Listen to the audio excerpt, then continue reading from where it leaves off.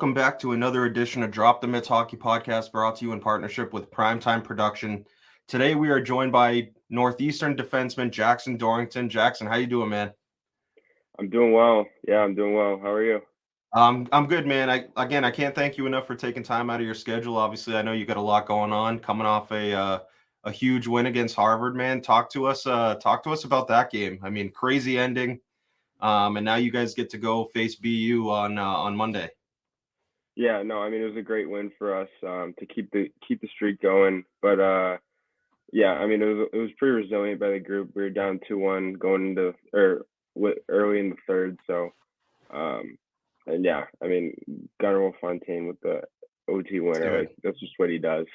Yeah, dude, you couldn't have written it any better. Like, again, that guy, he's so clutch.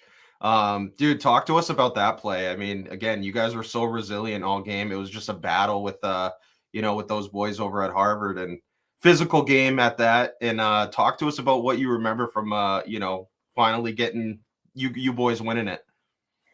Yeah, I mean I saw our captain Justin Coven just coming down the ice, and then he faked a shot, passed it back to of course it was Gunnar Fontaine. Then he finished it and went to go sell you with the student section. But yeah, it was awesome. I just gave Nux to our trainer and then joined the little whatever, the hugs. Yeah, dude, like I mentioned, it was an overly physical game, and like I texted you that there were a couple of plays, you threw the body a little bit. Talk to us about Harvard's physicality and how you guys were able to match that. Yeah, they wanted to get a little chippy, so I thought I could match that. Like we got a couple guys that like to play that way, so it's always fun playing those games. And kind of like if they're gonna bring it, then I'm gonna bring it, and maybe some games it's like our guys are gonna bring it, and then other teams will have to match too. But like those games are always the most fun. Yeah, like, dude, like I said before, like I don't remember who it was, but that flop was absolutely brutal. I was like, I thought I was gonna get hit with that dude's stick sitting up in the rafters section.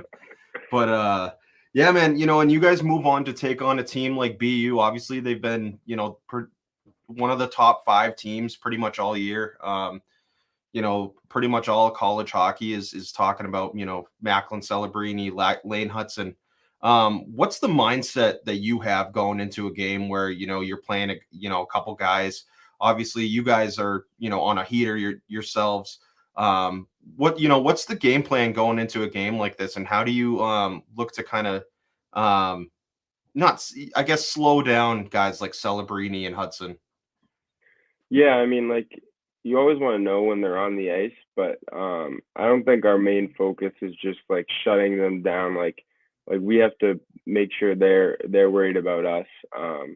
Not kind of playing towards their game. Like they have to play towards us and like try and shut us down. So like obviously when guys with that caliber are on the ice, but our whole game plan isn't just shutting them down, if you know what I mean. Yeah, 100%. And I wanted to talk to you too about, you mentioned that this heater that you guys are on, this win streak that you're on. What's been going right for you guys? I mean, obviously you guys are winning games. You guys are winning, you're mucking it up, and obviously that was coming off this huge win versus Harvard. What exactly is going right for you guys as a team? Yeah, I mean, like early in the season, obviously, like you say, we dealt with some injury trouble, but like we were right there in a lot of games. Like we lost a couple OT games. Like we were right there. Like Quinnipiac lost in a shootout. Like we had a lot of chances. Lost to BU in OT as well. Yeah. And now like we got some puck luck. Like we're starting to get some chances. The boys are finishing. Like it was that one weekend we started with Merrimack, and then we've been rolling since. So I think everyone's just moving around the ranks great right now. And it seems like every time like it comes around Beanpot time, like we start to heat up. So it's Yeah, dude. I kind of what it is. seriously. Yeah, and man, you mentioned I was at the game, and man, your fan section too, like they are so passionate about, their Northeastern hockey, and obviously the Harvard section was, the band and a couple parents, but man, talk about playing with in front of those fans. I mean, they were chanting back and forth, and they couldn't, Harvard couldn't really match it. Like it was an electric atmosphere, especially for a 5 o'clock slate. Yeah, no, it's awesome. I mean, they're there every game. Like they're traveling to road games for us. There's a core group of those fans that would die for us, and like it's just awesome. Like having them, seeing them in the stands every night, cheering for us, and yeah, I mean it's not like any other place. So. Yeah, dude, it's gonna be like what do you think it's gonna be like playing? Obviously, it's gonna be a night game. It's not gonna be that 5 o'clock slate. It's gonna be literally primetime hockey. BU fans, Northeastern fans, like what do you think it's gonna be like playing in front of, obviously in the Garden. You're a mass kid. Like what's that gonna be like, man? Yeah, it's gonna be unreal. We got to play them in the first round last year, and it was pretty juiced for the second game. But yeah, I think it's gonna be a whole another notch up. Like both of our schools have great fan Yeah. sections. They're gonna bring a lot of people, so they're gonna be chanting from the start of warm ups. Like warm ups is gonna be Yeah. juiced, and that's when you got to soak it in. Yeah, and I mentioned before you're a Mass kid, you played at Cushing, what's your favorite memory of the Beanpot so far? I mean, obviously being Mass guys, like it's every kid's dream to play, as far as college hockey goes, like in this tournament. What's your favorite memory that you've had playing in Beanpot? I mean, it has to be just winning in the shootout versus Harvard last year. It was unreal. Like you grow up, everyone's like missing practice to go to the Beanpot. I took my official tour here to the Beanpot. Like that's Oh all my it's God, about. dude. Like everyone knows about the Beanpot around here. So just getting to win it was an unreal experience. Is that what sold you? Like being at the Beanpot, just in that atmosphere? Like what was it about Northeastern and its program that kind of drew you to ultimately choose them to be your school? Yeah, I mean, like the history, like in the recent success the program's having, I wanted to be a part of it. Like, there's a lot of guys that were going through like playing pro, a lot of defensemen too. So, I mean, pair that with being in Boston, having a great academic school, great coaches, it was a no-brainer. So Yeah, that was obviously the cherry on top. So. yeah. Were there any other schools that you like seriously considered, or was it like as soon as were at Northeastern, you kind of just fell in love and that's all she wrote? Yeah, I mean, I was looking at a couple other schools, but like once I got the offer from Northeastern, I was like, I like this a lot, so Yeah. it ended up working out. So I was happy with that. I kind of want to like transition a little bit to your Cushing days and talk to you about what Cushing did for you, like how crucial and how important was Cushing Academy. Obviously it's one of the elite prep programs in New England. They're pretty much always a wagon. Like what did Cushing do for you, like not only on the ice for your development but off ice stuff as well? Yeah, I mean, like you said, like I went there when I was 14 years old. I moved away from home. Going to boarding school when you're 14 years old is like it's pretty scary. Like Yeah. you're obviously not cooking for yourself and stuff like that, but like you have to grow up. Your mom's not there to do everything for you. I did go with my brother. My brother went there at the same time as me, which helped out a lot. But yeah, there's a lot of growing up to do. But like that school, like there's everyone cares about hockey there. Yeah, Um, dude. like whether it's our half season team, like we have our half season team out of the Cushing rink, and then you go right into the season. Like you're playing like 50 games a year, Yeah. um, and yeah, like there's tons of kids that go there like play D1. Like we have 5 Cushing kids on my team this year, which is like a crazy amount. Yeah, dude, Yeah, when you said that, I like looked, I had to go back and look at that program. I was like, the big papers that they give you. I was like, holy shit, there is 5 Cushing kids. It's wild. yeah, no, it's crazy, and just to have like those kids that are motivated that much in high school, just being around them every day and having the coaching staff there, just helps out a lot. It was awesome. It was an awesome So, experience. you mentioned your brother being there. Was it like a huge culture shock for you? I mean, obviously you mentioned, yeah, you're 14 years old and like how were you able to kind of, get through that, that because that is a tough time, man. Being 14 years old, moving away from home, like, what really helped you? Was it just being able to be around the guys all the time? And, you seem, pretty busy, school, hockey, like what helped you get through that phase of just uncomfortableness and culture shock? Yeah, I mean, it was definitely just going to the rink, like going to the rink every day, because that's like what you love to do. Yeah. And like that gets you away from everything that like could be like you're in high school, like you're meeting new people, like it's awkward, like you might be uncomfortable at times, you're going to new classes, but like going to the rink every day, that's like where you're comfortable. And that's kind of what got me through it. And also having my brother there helped me a lot. So that was a good experience.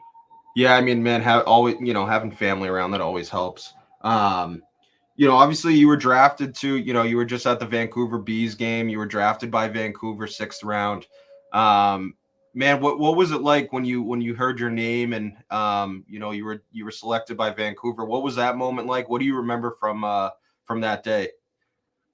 Yeah, it was an awesome experience. It was just my family. Like we didn't go to the draft just because there's a lot of uncertainty. I didn't know where I was gonna go. Yeah. So we didn't go, but my grandma was there, and we were all watching in different rooms. And once my name got called, I was like, I didn't really expect to be picked by Van. But it was an awesome experience, and I honestly didn't know that much about Vancouver, just like it being the farthest team away from home. Yeah. You're not really like you're not watching like the 10 o'clock games all the time, like growing up. But just getting to learn about the organization, the city, like they care so much about their program. So it really is an awesome place to be a part of. Were there any other teams that you kind of, had a feeling you might go to, or was it just like a complete shock that you went to Vancouver? Like, did you have any other teams in mind that you kind of thought were interested and just it didn't work out that way? Yeah, I mean there was a couple teams, but like honestly don't even remember like exactly the teams. Like, but I was totally shocked that Vancouver picked me. But yeah, I mean it worked out, and hopefully it works out down the road. Have you had a chance to get out there yet? Yeah, I've been out there for development camp twice, so that was awesome. Yeah. So as far as development camp, like what was your biggest takeaways from those? Because obviously it's a lot of on ice stuff, but as well as off the ice nutrition stuff, talking to different people within the organization. What were those obviously you mentioned you've been twice now. What was that experience like for you? Yeah, I mean it's a great experience. You get to meet all the staff. That's like one of the things they really harp on is you're getting familiar with all the staff. Like everyone's on a first name basis. It's not just like the on ice stuff, but like we're doing skills every day. It's all about development. Like they're not there. You're not making the team out of development camp. Like you're gonna show some people like what you have, but it's all about like just getting everyone better, like meeting the other prospects. Yeah, I mean it was a great experience all around, on and off the ice, and like they're teaching you about obviously like all the nutrition stuff, all the off ice stuff, like if you're in the right training program at home, like what you look for in a trainer, like stuff like that. So it really does help. Yeah, man. And with you playing at such a high level right now, Hockey East is some of the best hockey, in the country right now, even, just in hockey in general. Is there a guy playing in the NHL right now that you kind of try to emulate your game after or see a little bit in your of yourself in? Just as far as like how you play defense? Yeah, I mean there's a couple guys I like to watch. I like Jacob Slavin. Yeah, that's a good one. He's a big two-way guy, and I also like Adam Pelech on the Islanders. Super underrated. Those two guys. Yeah. Yeah, he's super underrated. Those are two good comparisons. But just another one, man. As I do these episodes, obviously have had like a ton of local guys on, like yourself. Aiden McDonough, a teammate, another Mass guy.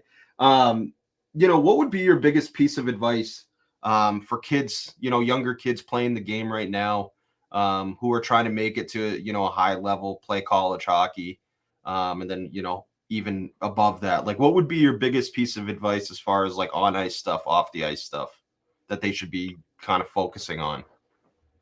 Yeah, I mean, like I think once you decide like that hockey's like your path, like um, don't just go all in. Like once you're in high school, like you can start to specialize in it, but like don't just go all in. But like once you're in high school, you can start to focus in, like dial in. Like you got to be working out in the summer. Like it's not just when you're on the ice. Like that's not the only time you can work on your skills. Like you got to be stick handling, shooting pucks. Um, you really got to like focus and kind of like be creative in different ways that you can get better. It's not just going on the ice like twice a week in the summer, and like you're not going to get that much better by doing that. Like there's a whole other realm to it. So Yeah, man. That's the awesome advice. I appreciate that. And like I said, we get people that listen to the pod and they kind of want to know like what advice you guys have. So I thought it was kind of a cool thing to add on and see like what you guys did when you were younger. But that seems to be the popular answer, man. It's like once you figure out that hockey's your path, just to go all in and just maintain that passion. Don't lose that, right? And mm-hmm. I want to go back to the Northeastern side of things, man, because I'm so fired up for this Beanpot. What's been like the talk in the locker room, like with you boys and obviously with your leaders, like what's been the message, getting ready for this huge game? Because this is as big as it gets, man. Like this BU team has been rolling. You guys are rolling right now. You guys are starting to play like, the team everyone knew you guys could be. You're coming back from injuries. You guys are getting some good bounces. Like, what's the message in the locker room for you guys? Yeah, I mean we're not going to back down from anyone, especially at this point in the season. Like the way we're going right now, like they should be backing down to us. Like we have confidence in ourselves. Like we're going and expecting to win this game. So we're just going to prepare to do that, and the outcome will show itself. Hell yeah, dude. I'm so fired up for it. And obviously I was at Northeastern for a little bit and then, the VA decided to tell me I'm not going there anymore. So I'm rooting for you guys. I was so fired up to see that OT win, man. I was all fired up, but thank you so much again for taking the time. I know you're a busy guy again, and I wish you and the boys, I just had Gunner on last week. So man, it's awesome time to have two Northeastern boys on. So wish you guys the best of luck, and I know you guys are gonna fucking come out flying, and hopefully we can get out there and get a W. Yeah, I appreciate it. Of course, man. Everyone appreciate it. Yeah, it should be a fun one. Awesome, man. Take care and best of luck to you. Appreciate it. All right, take care. Bye. Take care, man. That was just Northeastern's defenseman Jackson Dorrington, who you just heard from, talking about their upcoming Beanpot Championship game against the Boston University Terriers. Unbelievable kid who's having a great year. Obviously, he had a really strong game, versus Harvard in that first game. It was really cool to hear his perspective, just on what the boys are thinking. The game plan going in, playing such a loaded team like like the Terriers of BU, and just how to kind of maintain that, that poise and that just keep that same attitude, right? They're on a 5-game heater, as we talked about. And just it's going to be such an electric game. I mean, these fans from Northeastern always bring it. So going to be an awesome game. I'm really excited about it. I mentioned before that we have another interview. This one is Boston University's Aiden Celebrini. Pretty similar to the first interview, just getting Boston University's perspective on things. Talking about his trajectory. Cool enough, both Jackson and Aiden are Vancouver Canuck prospects. So kind of getting to hear both their sides of things and how, what that process looked like, ultimately getting drafted by Vancouver, and just their different paths, being at Northeastern, one being at BU. So it was really cool getting both teams' perspectives. So I'm going to fire that one up now. So without further ado, Boston University freshman defenseman Aiden Celebrini. Hope you guys enjoy this one. Welcome back to another edition of Drop the Mitts Hockey Podcast, brought to you in partnership with Primetime Productions. Today we have a special guest from Boston University, defenseman Aiden Celebrini. Aiden, how you doing, man? I'm great. How are you?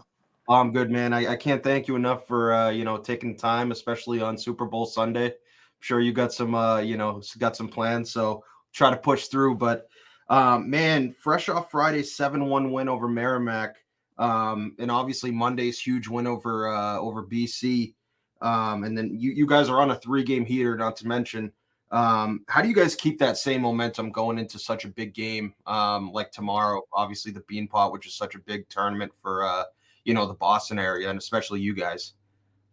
Yeah, it really comes down to finding our identity and sticking to it. We've had some ups and downs all year. We've had some times in the year where we felt unbeatable, some times where we felt like we couldn't get a bounce, couldn't get a win, and it's really about Coach Pando has done a great job just sticking to that identity that we've set for ourselves, and it makes sure you don't ride that roller coaster for too long. Yeah, for sure, man. And like you mentioned, you guys are 19-7-1 on the year, 722 win percentage, and then in conference, 13-4-1, which is unreal. You guys have had a crazy good year. What's been the message in the locker room? I mean, you mentioned not riding the wave too long and kind of staying mutual, but like, what's been the message from the leaders in the locker room of how to stay even keel throughout this year? Yeah, it really comes down to just show how much we care about each other. Like, I mean, like I said, there have been games where we've maybe had big leads and started taking our foot off the gas, or at the same time maybe losing games we shouldn't have lost. And it really comes down to just showing each other how much you care for each other, and being able to sacrifice for each other. And I mean, we got such a tight-knit group, and a group that's got the chemistry and got the ability to do great things. So it's just about proving that to each other and making sure we're in it together, Yeah, man. And again, for sure. And, Monday was your first Beanpot appearance, right? And, as a kid, like, what was that experience like, man, with all the fans, like packed garden, right? And you guys had the later slate too. So the entire barn was packed. You hear the student sections friggin' barking back and forth at each other, man. What was that experience like for you? I mean, you hear stories, even being a Western Canada kid, you hear stories about the Beanpot. I mean, it's got to be the most special non-playoffs tournament in college hockey. And I mean, for the first taste of that to be not only that, like you said, but also the BCBU rivalry where we really, really owed them one. It was unbelievable. It was so special. And I mean, it was a great game. Glad we ended up getting the win, but I mean, the atmosphere was unbelievable. Man. Yeah, it was crazy, man. Like I was dying so hard at some of the chants, man. I was like, these people, like these students, man, they're so crazy. I'm seeing like brawls in the stands. I'm like, this is electric. But yeah, man, talk to us about that BC win. I mean, you guys started off hot. Obviously, your brother Macklin had started off hot, and kind of as the game went on, BC kind of clawed their way back. Talk to us about that game and what went right for you guys, what went wrong. Obviously, it doesn't matter. You guys came out with the win. You guys are going to play Monday against Northeastern. But talk to us a little bit about that game and again, what went right for you guys throughout the whole game. Yeah, I mean, like you alluded to, it starts with obviously Mac being the special player he is. Got us 2 huge ones and really got us the momentum. I mean, as a locker room, we were desperate for that one. We needed that one. And we were confident in the guys we had in that room, and it showed. And it really, I mean, every time we play those guys, it's I mean, it's a battle, dude. Yeah, every time. It's a battle for a reason. They're an unbelievable team, and it showed. I mean, we weren't safe at any point in that game, and but we stuck to it. Obviously got some unlucky bounces to Yep. make the game tighter than we wanted. But I mean, it was, yeah, That's they're an unbelievable team with no quit, and it showed. very similar to you guys, man. That no quit, aspect of, you guys are such a close knit group with that no quit attitude. I mean, you guys have played Northeastern twice this year, both being 4-3 overtime games. You won one, you lost one. What's made Northeastern so difficult? I mean, obviously they're lower in the rankings, but sometimes as loaded as the Hockey East conferences, that doesn't always, I mean, that's why you play the game, right? Even though they're lower in the rankings, I mean, you still got to play the game, and anything can happen in these kind of games. What's made them so difficult to play against this season? Totally. I mean, you look at our whole conference, there's no easy games. Like, that's why you come to Hockey East. That's what makes it such a fun conference to be a part of. And Northeastern is no exception. I mean, they're a really good hockey team. Like, you see how they play defensively. You see their sticks. They're where they are in the rankings doesn't reflect how they are as a hockey team. They're super talented. I mean, they're in the finals for a reason, and they're on a heater now for a reason. Yeah. And so we can't take them lightly. Yeah, man, and just kind of going back to your group, you guys have arguably, like, I would say probably the best decor in college hockey. I mean, just the guys going down the list, man.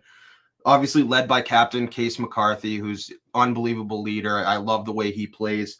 You got yourself along with fellow freshmen Tom Willander, Gavin McCarthy. Haven't even mentioned Lane Hudson, Ty Gallagher, Cade Weber. Like, the list goes on and on, man. What's it like playing with those guys, and how instrumental have playing with those guys been for your development in your first year? It's unbelievable. I mean, you can, especially as a freshman, but even throughout my years here, you can take something from each one of those players and learn from them. I mean, like you said, throughout the core, we have excellent defensemen, and we've learned to learn from each other. We've got an incredible competitiveness in our decor. Every player knows they can help us win, and they're key to helping us win. So it's been huge to have that, and it's been unbelievable to go through these games with such a stacked lineup. Yeah, man, and talk about the impact of these older guys, especially with like off the ice stuff too, because you are a college student. Your first year, you're away from home.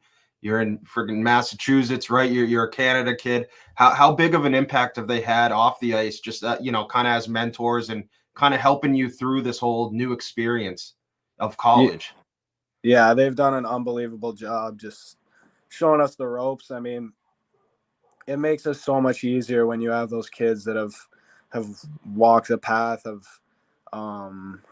whether it's class schedules or whether it's just being a student athlete, right? Like student athlete life. Exactly. It's incredible to have such experienced leaders and such great people to kind of show you the way. Yeah. And then switching to the offensive side of the puck, what's it like going against a lot of those guys? You got some company? This kid, yeah. No, you're good, bro. You're good. Man, switching to the offensive side of things, like what's it like going? Obviously, Macklin, your brother's kind of everyone's talking about him, and obviously it's his draft year. But to go down the list of other guys, the Luke Tucks, the incredibly talented offensive group that you guys have. What's it like going against those guys on a day-to-day basis? And kind of along the same lines as, the question of the decor, what has it been like going against them for your development? Like, what has it done for you?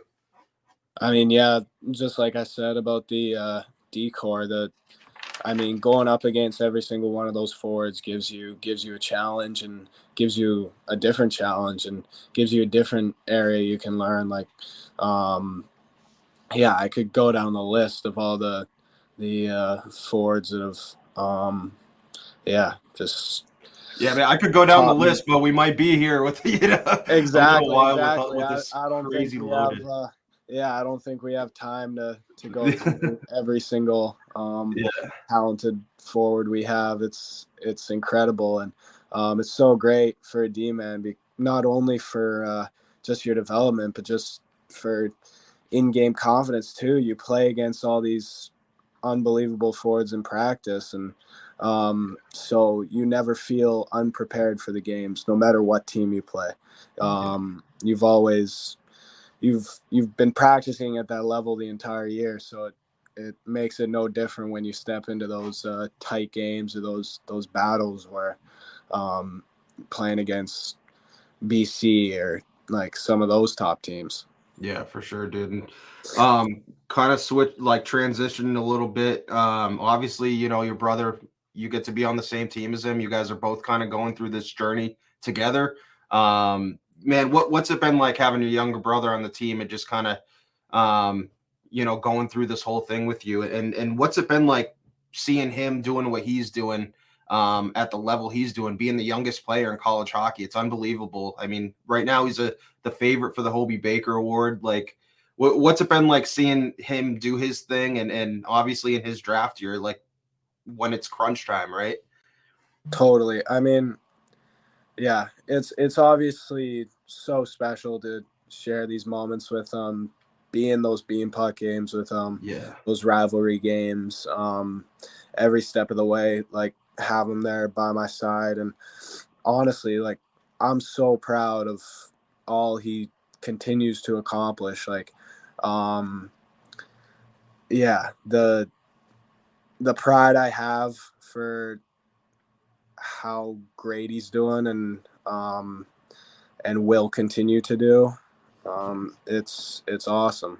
I mean, it's every older brother's dream to see their younger brother succeed. Like, we both have our own paths. We both have different paths, but nonetheless, we're in it together. And I mean, couldn't be happier for him. Incredible stuff, man. Just being able to, I just think about you guys being able to share that moment, and me having a younger brother too. I can't even imagine what it's like being able to see, what he's doing at such a high level and the success both of you guys are having together, which makes it all the more special. But, growing up with your brothers, man, what was it like growing up in a hockey family? All you guys are incredibly talented hockey players. Any battles growing up, and who usually came out on top on the in those battles? Without a doubt. I mean,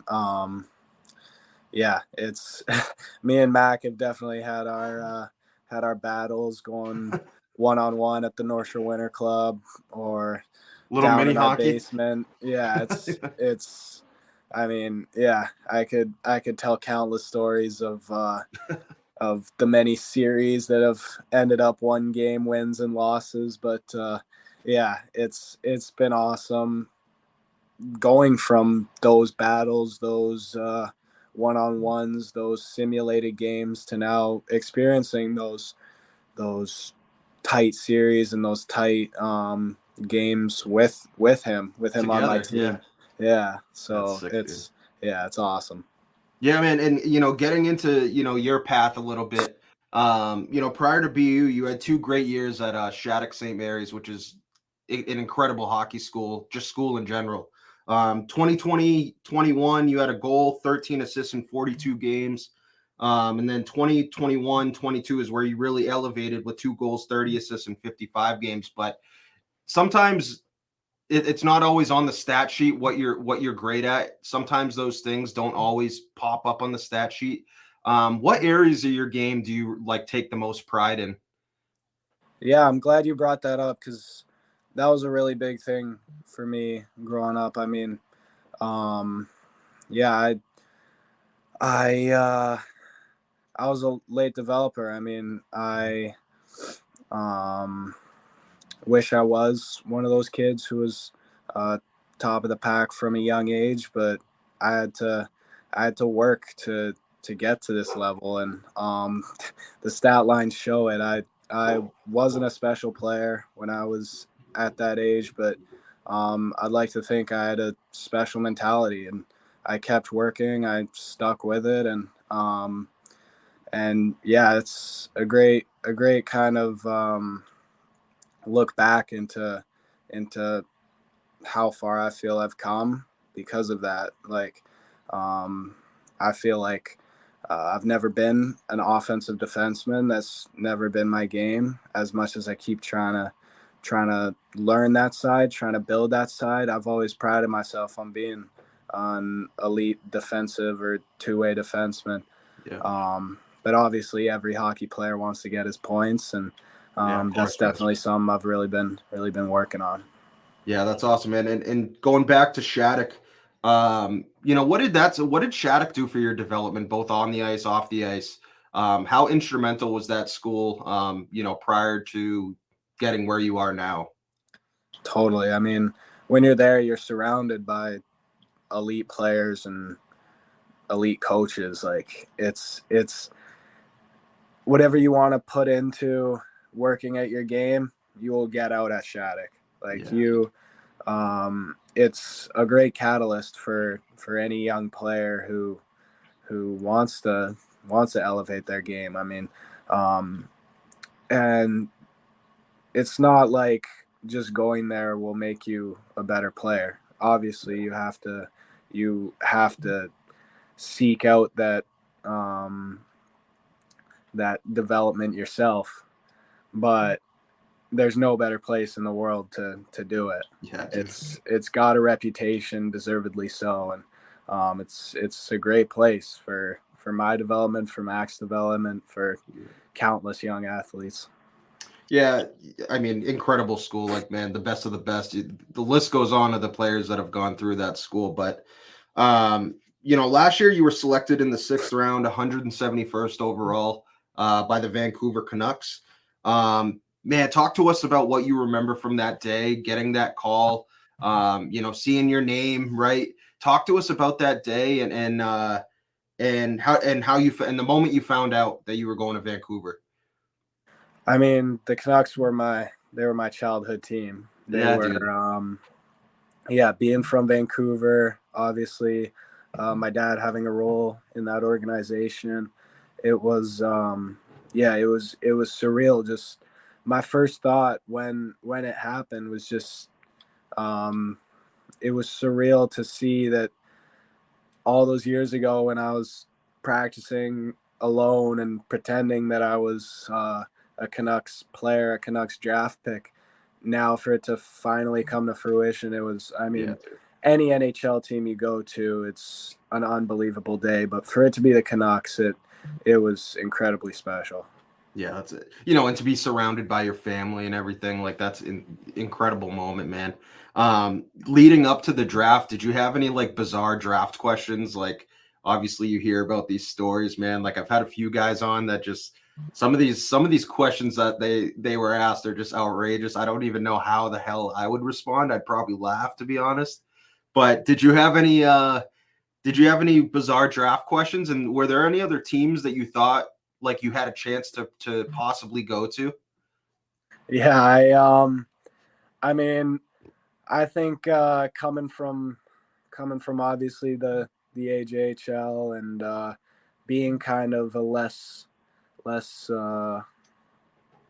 high round prospect, I think it was more just the basics and just getting to know me as a player in person, as opposed to trying to trip me up with those kinds of questions. So I lucked out of some of the crazy ones, but I mean, yeah, it's obviously you're always concerned about what you say, and every player going through that process is gonna be thinking about those questions long and hard. And it had some good interviews with teams. Obviously there's talk around draft day when teams are telling you we like you, we see you, if you're available and stuff, we see picking you. And so I had really good advisors and really good experienced people telling me, like, don't look into it, like, whatever they say, good or bad, like just let it play out how it's supposed to play out. And that was the biggest thing, just not getting too high and low, and maybe a team I thought I was going to didn't end up picking me, or and it made for obviously an ideal experience with the Canucks. But I mean, it's never a relaxing day, the draft day. Right. I mean, it worked out. What's your, having gone through it, man, like what's your advice to Macklin, who's going to be going through, the same experience? Like what would be your biggest piece of advice to him on how to kind of stay even keel? Because man, I can't even imagine. I never even came close to that. So I can't even imagine what the emotions, the ups, the downs, the lows, the highs, like I can't even imagine. What would be your biggest piece of advice to him be? Totally. I mean, there's probably going to be a lot less uncertainty for him. I mean, but yeah, it's a special day. I mean, it's the culmination of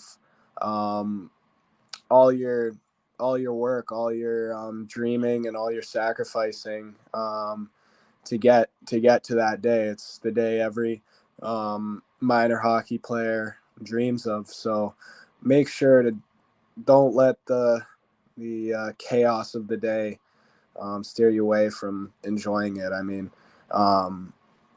it was really I remember being very overwhelmed and really kind of trying to tell myself that, where I was like, just enjoy it. This doesn't change you as a hockey player, whether whatever round it is, whether you get drafted or not. I mean, I think it'd be a pretty safe bet to say Mac's getting drafted, but I would hope. Yeah, exactly. But yeah, at least for me, it was whether I was getting drafted, whether I wasn't. It was really about my process, and whatever happens on that specific day doesn't change your process. It doesn't change who you are as a player. It doesn't make you a better player or worse player. So yeah, it's just keep your head down and keep working, because you haven't done anything yet, and you still have plenty of time to prove yourself. Yeah, man, you're living proof of it. Like it all works out the way it's supposed to be. Working your ass off, and it all works out the way it's supposed to. So that's awesome, man. And I had messaged you early. You got the opportunity to go to development camp this summer, right? Yeah. So, man, what was that week like? Obviously, you're kind of back home. The off ice stuff, obviously on the ice, you kind of know what you're getting, the different drills and whatever, playing with the other guys who, are prospects in that system. What was your biggest takeaway from that week, and what was the, most significant thing you learned in that week? I mean, yeah, obviously I was fortunate enough to maybe have the home ice advantage with obviously skating at UBC and climbing the grouse grind countless times. But it was kind of an amazing insight into what it takes to be a professional. I mean, obviously you try to hold yourself to that standard as an aspiring professional, but to see that standard to be the expectation, not the exception, it's really cool to see. You're surrounded by players as determined as you, and you're surrounded by people who they're the best in their fields in every aspect, whether it's the strength and conditioning, the medical, the players themselves, the coaches themselves. I mean, everything's world class. Everything's as elite gets. So especially with the great player development team that the Canucks have, it was an unbelievable experience. Yeah, it's awesome, man. And I always love talking to players like you, that kind of have that I guess like underdog mentality, right? That's had to work their ass off their entire life. They've, nothing easy, right? I mean, you had to work your ass off. You mentioned like the numbers. It doesn't always dictate, but the numbers don't always dictate the player itself. But what would be your biggest piece of advice to kids who have dreams and aspirations of making it to a high level, whether that be college, junior, and professional itself? What would be your biggest piece of advice to them be? Yeah, I mean, the NHL draft was the highest I was ever drafted in major, junior, and USHL. Like, it doesn't matter how you start or how good you are when you're 14.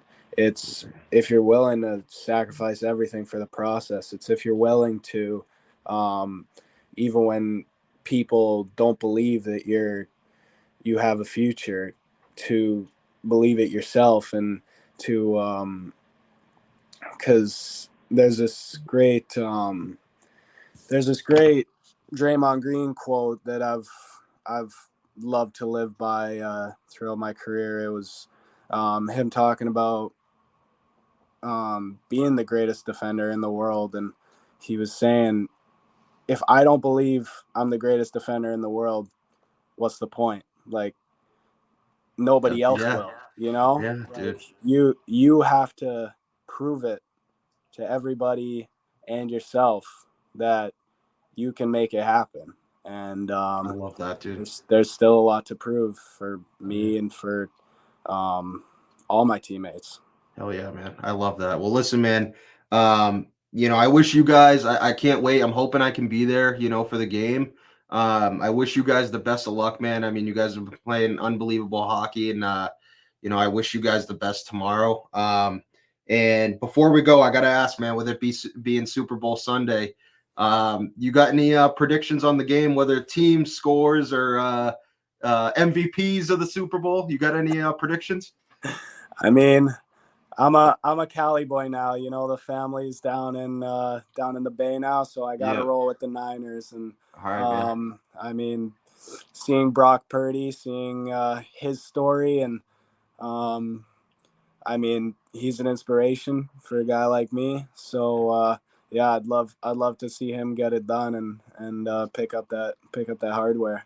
I could not agree with you more, man. I'm rolling with the Niners too. But Aiden, man, I can't thank you enough for coming on. Obviously, best of luck tomorrow. Best of luck the rest of the way. I wish you and the boys, nothing but the best and success the rest of the year. So I can't thank you enough for coming on, man. I really appreciate you. Thanks, Chris. I appreciate it. All right, take care, man. You too.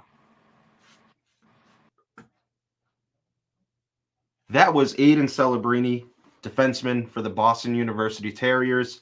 Aiden and the rest of the Terriers are going to be taking on the Northeastern Huskies tomorrow at the Garden in the Beanpot Final. That game is going to be at 7 p.m. You can catch that on Nesson. Going to be an awesome game. Two absolutely just great teams. I mean, this Hockey East is absolutely loaded, and I couldn't be more excited for this game. So yeah, that concludes today's episode. Obviously you can subscribe to us on all platforms that you listen to. Apple Podcasts, Spotify, Google for, I believe, until April, until they go away. You can also subscribe to our YouTube at Drop Mitts Hockey to catch all these interviews. We have them split, so even if you just want to watch the interviews itself, you can catch all those. But another unbelievable episode with Aiden. Obviously talking about his brother Macklin, his journey, getting to the NHL, getting drafted, and obviously just talking college hockey and BU Terriers. So that concludes episode 32 of Drop the Mitts Hockey Podcast, brought to you in partnership with the one and only Primetime Productions. So yeah, I hope you guys enjoyed this episode. It's a two-parter. So yeah, the rest of it's going to be, NHL talk, but we had obviously Jackson Dorrington, Northeastern defenseman, talking Northeastern side of things. And then obviously Aiden today on Super Bowl Sunday. So, hope you guys have a great rest of your weekend. Enjoy Super Bowl Sunday. I hope you guys are all having a great time with family, friends, and being safe out there. But yeah, that concludes today's episode, and go Niners.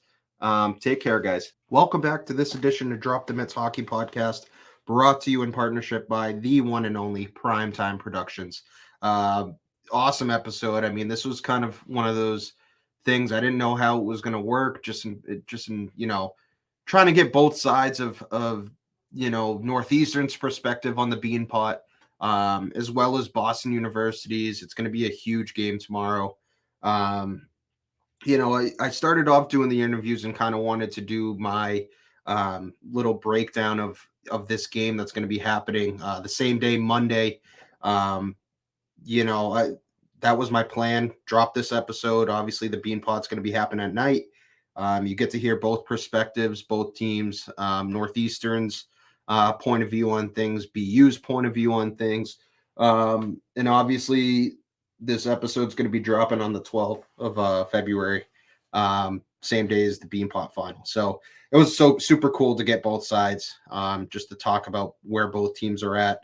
And obviously this Beanpot is such a huge game. I mean, all things aside, BU sitting at third, ranked in the country, and Northeastern's a little bit towards the bottom. But in a game like this, especially, what rides on this game, with Northeastern sitting kind of at the bottom, they are on a 5-game heater. They're playing really good hockey right now, as is BU, having a convincing win over Merrimack on Friday, and then obviously having that win over Boston College, 4-3 in the Beanpot semifinal. Two very, very good games, starting off with the Northeastern Harvard game. Just great hockey back and forth. Northeastern goalie Cameron Whitehead coming up huge for the Huskies. He's playing really well right now. Obviously, most notably making that huge stop on the penalty shot that was given to Harvard, along with, Gunnar Wolfontaine, who, unbelievable kid. We had him on the pod literally the week of the semifinals. You can just tell how determined this kid was, how much this Beanpot means to him. It's going to be his last one. And you could just tell how important it is to him. And I can only imagine what it means to the rest of his team. He scores the overtime goal, sending Northeastern to the final, 3-2 over Harvard. I mean, man, being in that crowd, being up, sitting up in the rafters at the Garden, just seeing how passionate that Northeastern fan base is was incredible to see. I mean, it really kept you in the game. Just awesome to see, the student section, how passionate they are about their hockey, and about the boys that put on that Northeastern sweater. I'm really excited. And then kind of switching over to the BU side of things, huge win, right, over Boston College, 4-3. Macklin Celebrini scoring 2 quick goals, the first of which was an absolute piss missile. And they took the lead. BC was able to crawl their way back. They put up a really good fight. Anytime you get these Hockey East matchups, it's always a battle. It's always phenomenal hockey. It's the best of the best in college, in my opinion. And ultimately now we get a BU Northeastern final, and this is going to be an incredible game. I'm super excited about it. I think it's going to be physical, but ultimately what I think it's going to come down to is goaltending. I think it sounds pretty obvious for me to say, but they got 2 goalies, in this game that, I really like. Matthew Caron, who I suspect is going to be the starter in this game, along with Cameron Whitehead for Northeastern. I think this game is going to come down to which goalie can steal this game for, their respective club. Really excited. It's phenomenal hockey. I mean, geez, this Northeastern team is rolling. They're getting scoring from everyone, their leaders. We just had Jackson Dorrington on. He's been a physical part of that defensive core. Cameron Whitehead's playing well as of late. And then on the BU side, I mean, let's not. The first thing you think of, right, is Macklin Celebrini, what he's doing as a 17-year-old playing in college hockey, probably going to win the Hobie Baker Award. And then it doesn't just stop there as far as how skilled this team is. I mean, Matthew Caron is a good goaltender. He's stepping up for this BU team. And then obviously their defensive core, starting with Captain Case McCarthy, who's obviously great leader for this team. I'm a big Case McCarthy guy. And then, 3 freshmen that they have that are playing significant minutes. In Aiden Celebrini, who we just had on, awesome kid. Super excited to see him play and see what he does. Love his story. Obviously getting drafted by Vancouver, being from Vancouver, such a cool story. Along with fellow Vancouver Canucks draft pick Tom Willander and Buffalo Sabres draft pick Gavin McCarthy. Guys I haven't even mentioned, which is insane to think about. Lane Hudson, who is probably the best defenseman in college hockey at the moment. Montreal Canadiens draft pick. I mean, I know the Habs are super excited for this kid to, make his debut in the NHL. When that will be, I have no idea. Along with Bruins prospect Ty Gallagher and Cade Weber. 3 defensemen with Beanpot experience. That's going to come up huge for these guys. And then obviously on offense, man, I could spend the rest of this episode talking about how lethal this team is. Starting with Macklin Celebrini, what he's doing as a 17-year-old, taking college hockey by storm. Without a doubt, is going to be the number 1 pick in this draft, this upcoming draft, the 2024 class. He has distanced himself as that unanimous number 1 choice. I don't see a scenario where he does not go number 1. It would take, knock on wood, injury, would never want to see that. The way he plays, I've said this a lot, and I mentioned it on one of the last episodes with Pierre Maguire. There's a few guys in the NHL, in college, in talking to my dad about this kind of thing. Players that you watch on TV, that when you go to see them in person, the TV just does not do a justice on how good, how fast, as far as skating speed, the way they think the game. The TV doesn't do it justice. And Macklin Celebrini is exactly one of these guys. And man, watching him buzz around the ice, always knowing where to be, especially putting himself in the best positions possible to create opportunities for this team. He's always, you can tell his mind is just well above and beyond, other guys. It's incredible to see.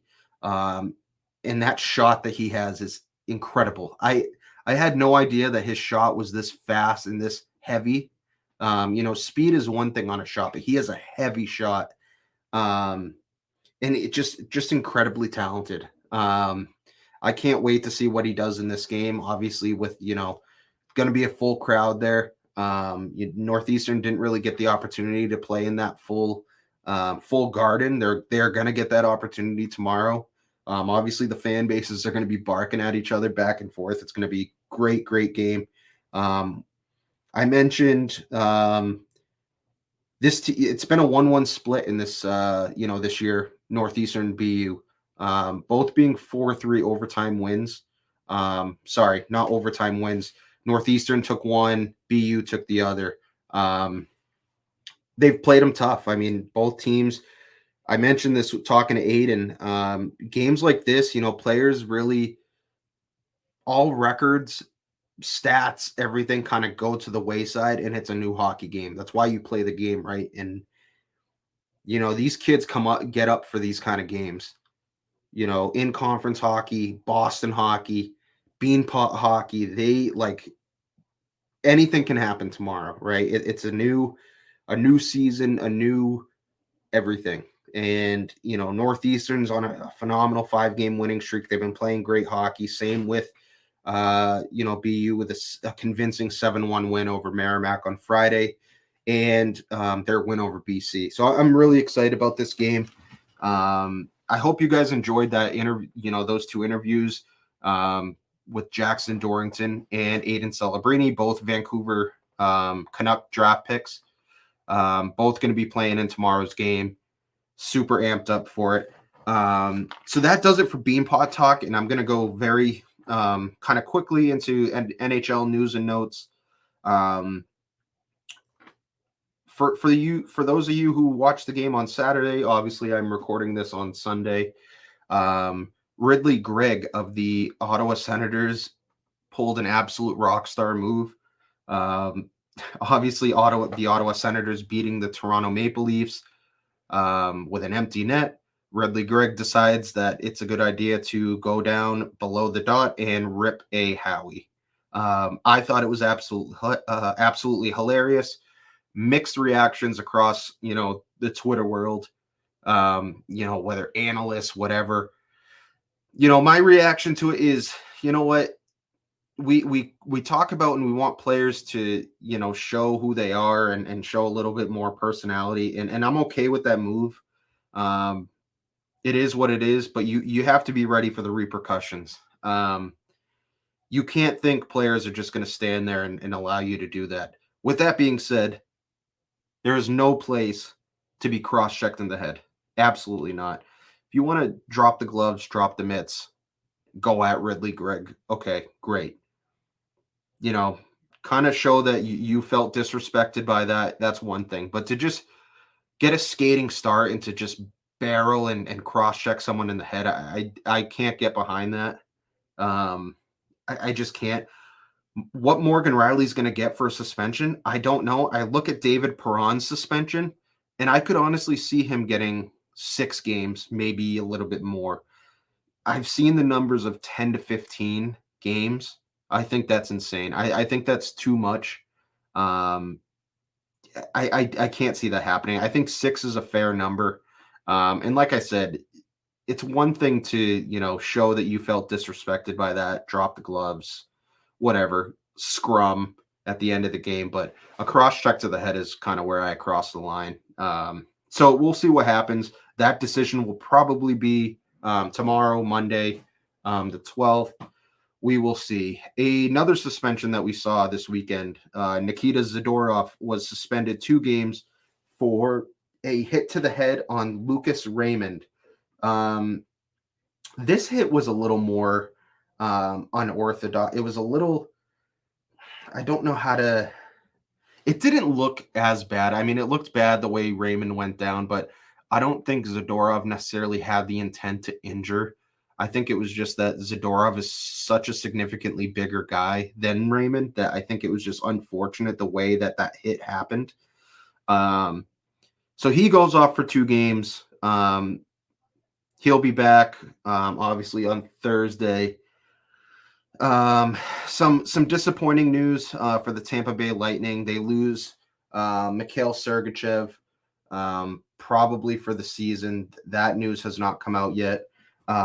The Tampa Bay Lightning announced on Thursday that Sergachev underwent successful surgery to stabilize fractures to his left tibia and fibula. So significant injury, brutal injury. This guy just can't catch a break. It's so sad to see. Obviously, he had an emotional Instagram post that was really tough to read. You never want to see a guy go through that. Never mind a 25-year-old that, is just coming in, making his name in the league and has proven to be a solid defenseman at the NHL level.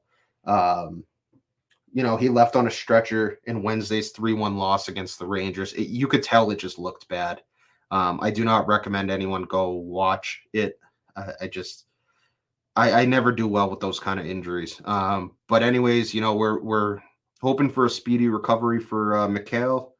Hopefully he can come back bigger, better, stronger than before. Wishing him a speedy recovery. Moving on to an awesome moment that we saw. Marc-Andre Fleury, Flower, 1,000 games in the NHL, gets the win over none other than the Pittsburgh Penguins. And I hope you guys got the opportunity to watch the tribute because it was incredible. What his family had to say about him, former teammates, it just goes to show how well how much he is loved in the NHL amongst his teammates, opponents, leadership, coaches. This guy he's a once in a lifetime player in this league. And I very well believe that we may never see a goalie with 1,000 games again. I think that's insane. I mean, especially the way that, teams are going to the 1-2 tandems. We very well may never see a 1,000 game goaltender again. It was a great, obviously he gets that win over Pittsburgh. You couldn't have written it up any better. Fleury earned his 553rd win. So they were honoring him. He passed Patrick Waugh for second all time in wins. He only trails Martin Brodeur. Granted, Martin Brodeur has 691 wins, so I'm not sure he's going to obtain that, but that is pretty special company. I mean, that is the best of the best. And to get it against the team that he had so much success with in Pittsburgh with the Stanley Cups. Sid obviously has tremendous love for him still. All those guys, that core that was so dominant for so long. So cool to see. I loved watching that. The tributes were beautiful. And it was well deserved. Moving on to today, Sunday. I want to congratulate the 2024 U-17 United States team who won the Five Nations tournament. They came out victorious as champions. They defeated the Czechia team 5-4 on an overtime goal by University of Minnesota commit LJ Mooney, who's unbelievable. If you guys ever get the chance to watch, go on YouTube and search this kid. He's going to be a problem at the college level next year. He obviously committed to play for the Gophers. Incredibly talented. He gets the game winner in this game. Again, congratulations to these guys. I mean, they've been so good all year. Hoping to get some of them on the pod to talk about this championship win. 3 come from behind wins. That's a gutsy performance. That's a gutsy tournament. Huge congratulations to them. Love to see it. Love to see the U.S. come out victorious. Just incredible stuff. With that being said, that kind of wraps everything up. I will be at the Beanpot Championship tomorrow. Super excited about it. Hoping to give you guys live updates, video, everything. I hope you guys enjoyed the 2 interviews with Jackson Dorrington and Aiden Celebrini. 2 unbelievable guys. I wish both teams could win because they're just 2 awesome guys. But we'll see what happens tomorrow. I think it's going to be an incredible game that comes down to goaltending. If you guys want to watch, it will be on Nesson. You can catch it at 7 p.m. Definitely recommend tuning in because I think it's going to be a barn burner. I think it's going to be a phenomenal game. So that wraps up Drop the Mitts episode 32. I can't believe we're already at 32 episodes. For that, I want to thank you all for listening, continuing to support. And again, be safe out there and take care. We'll see you next time, guys.